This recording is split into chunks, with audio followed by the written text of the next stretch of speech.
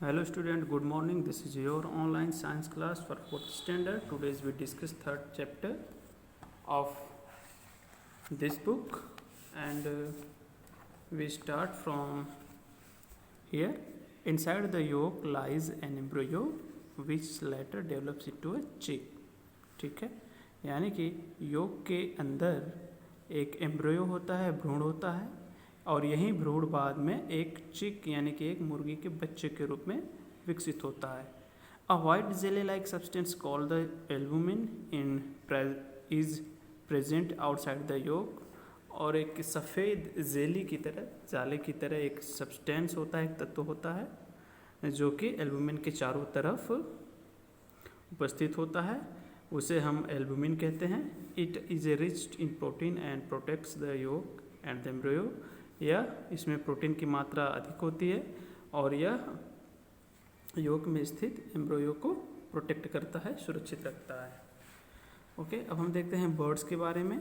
We already know that a bird lays egg in the nest and sits on them to keep them warm.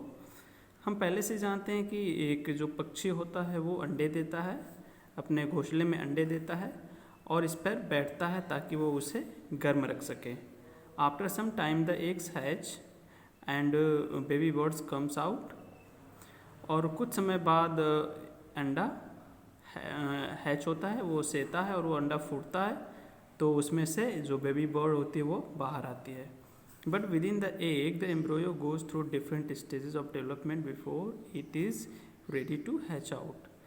लेकिन अंडे में embryo बहुत सारे स्तरों से होकर गुजरता है of development before it is ready to hatch out. यानी कि अंडे में से बच्चे को निकलने से पहले जो एम्ब्रियो होता है वह कई सारे स्टेजेस, चरणों से होकर विकसित होता है या विकास करता है। ठीक है, ये पे यहाँ पे देखिए life cycle of a bird है। ये देखिए एडल्ट बर्ड है, इसने क्या दिया, एग दिया। एग देने के बाद ये जो एग है, द एग स्टार्टेड डेवलपिंग, और फिर जो एग है वो विकसित होना शुरू होता है, विकास करना शुरू करता है। फिर क्या होता है कि द एम्ब्रियो डेवलप्स फुली, और यहाँ जो भ्रूण है, जो एम्ब्रियो है वो पूरी तरह से यहाँ पे विकसित होता है। फिर यहाँ the chick hatches out of the egg, और फिर यहाँ से जो चिक है वो अंडे में से बाहर आता है। तो यह है लाइफ साइकिल। अब हम बात करते हैं एम्फीबियन के बारे में। ठीक है, बिंगो चैलेंज देखते हैं। Find out about a bird which doesn't ले एग। तो बिंगू की तरफ से ये चैलेंज है कि आप किसी ऐसे पक्षी का नाम बताइए जो कि अंडे नहीं देता। तो ये आपके लिए है। एम्फीबियंस देखते हैं। Amphibians like frogs lay their eggs in large clusters called spawns in water. Amphibians जैसे कि फ्रॉग जो होते हैं वो झुंड में बहुत बड़ी मात्रा में अंडे देते हैं, जिसे हम स्पॉन्स कहते हैं, और ये अंडे पानी में देते हैं। An egg develops into a fish like tadpole of larva. और एक जो अंडा होता है वह मछली की तरह टैडपोल या लार्वा के रूप में विकास करता है, वृद्धि करता है। A tadpole has a tail like a fish and it breathes through gills. जब टैडपोल होता है वह उसकी एक पूँछ, मछली की तरह एक पूँछ होती है और यह गिल्स की मदद से सांस लेता है। It keeps growing and changing into a mature frog. और यह मैच्योर फ्रॉग में बदलने से पहले यह अपनी वृद्धि और बदलाव को निरंतर चालू किए रहता है। इन द प्रोसेस, और इस प्रक्रिया में, it develops legs and small teeth. और इस प्रक्रिया में यह पैर और छोटे छोटे दांत इसमें विकसित होते हैं। लूज इट्स गिल्स, यह अपने गिल्स को खो देता है, जो कि शुरू में वह गिल से ही सांस लेता है। And develops lungs for breath finally. और ठीक है, और अंत में यह फेफड़े को विकसित करता है, लंग्स को विकसित करता है, जिसकी मदद से यह सांस लेता है। It becomes an adult frog, और बाद में यह एक वयस्क मेढक में बदल जाता है। The process of change of a tadpole into an adult is called metamorphosis. तो इस तरह ये पूरी प्रक्रिया जिसमें एक टैडपोल एक एडल्ट में बदलता है उसे हम मेटामॉर्फिस कहते हैं। अब देखते हैं एम्फीबियन क्या होते हैं। It is A animal which capable of living both of land and in water. ठीक है, तो यह एक ऐसे जानवर होते हैं जो कि दोनों जगह मतलब धरती पर और पानी में रहने के लिए क्या है, सक्षम होते हैं, रहने में सक्षम होते हैं। ये दोनों जगह आसानी से रह सकते हैं। अब बात करते हैं हम एक्वाटिक एनिमल्स की। एक्वाटिक एनिमल्स लाइक फिश ले about thousands of eggs at a time.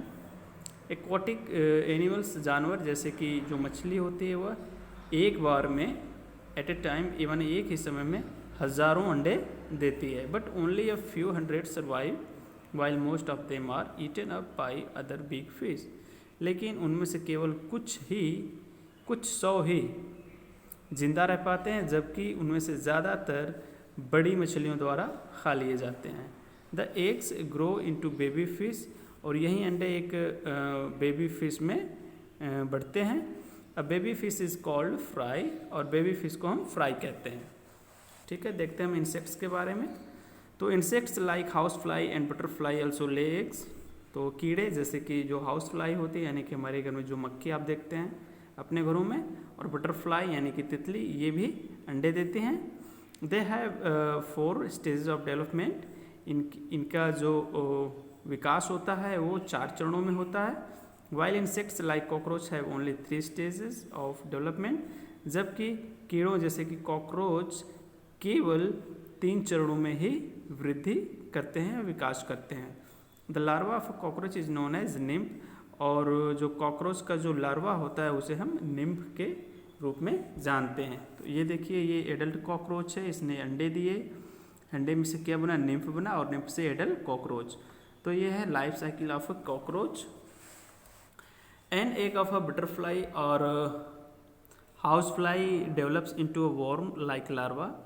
और एक जो बटरफ्लाई का जो अंडा होता है या हाउस फ्लाई का जो एक अंडा होता है वो पहले एक वर्म लाइक लार्वा में, कीड़े की तरह लार्वा के रूप में वृद्धि करता है, विकास करता है।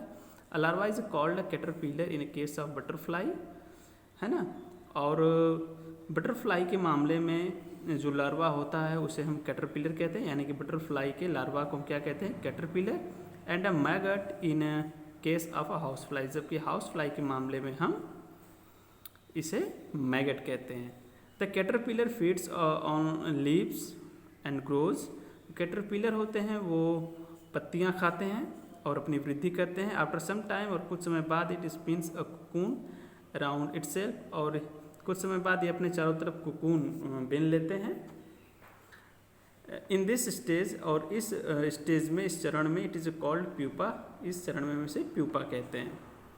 Letter when the pupa opens, बाद में जब प्यूपा खुलता है, an adult butterfly comes out of it, तो इनमें से एक वयस्क तितली बाहर आती है। The maggot feeds on garbage and then crawls to cool place. एक जो मैगट होता है वो गार्बेज यानी कि कूड़ा कचरा खाता है, फीड करता है, उस पर वो अपना जीवन चलाता है। एंड देन, और बाद में यह ठंडे स्थान की ओर क्रॉल कर जाता है, मतलब रेंग कर चला जाता है।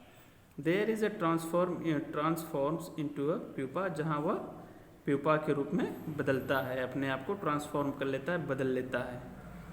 The adult house fly comes out of the pupa, ठीक है। और जो एडल्ट हाउस फ्लाई होती है यानी कि मक्खी होती है वो प्यूपा से बाहर आती है, ठीक है। तो ये रहा आपका इंसेक्ट्स के बारे में। अब देखते हैं क्विक रिकॉल, यहाँ पे दिया है, fill in the blanks. Animal that give birth to their young ones are called. तो जो जानवर होते हैं जो कि अपने तरह ही बच्चों को जन्म देते हैं उन्हें हम क्या कहते हैं, मैं आपको यहाँ बता रहा हूँ, उसे कहते हैं मैमल्स, ठीक है। बाकी आपके लिए HW है और बहुत आसान है इसका आंसर देना। एंड इसी तरह आपको थर्ड है, the egg laying animal include aquatic animals and insects. तो जो अंडे देने वाले जो एनिमल्स हैं जिसमें एक्वाटिक एनिमल्स है एंड इंसेक्ट्स हैं, उनके क्या करने हैं, आपको नाम लिखने हैं। फोर्थ है, एम्फीबियंस लाइक ले their eggs in large clusters called in water. तो वो कौन से एम्फीबियंस होते हैं जो अपने बहुत बड़ी झुंड में मात्रा में अंडे देते हैं और उनसे क्या कहते हैं उन अंडों को, ये आप करेंगे। तो I have already told you, this is for you as a homework. ठीक है, इसी तरह क्वेश्चन नंबर 6 है, the process of change into an is called metamorphosis.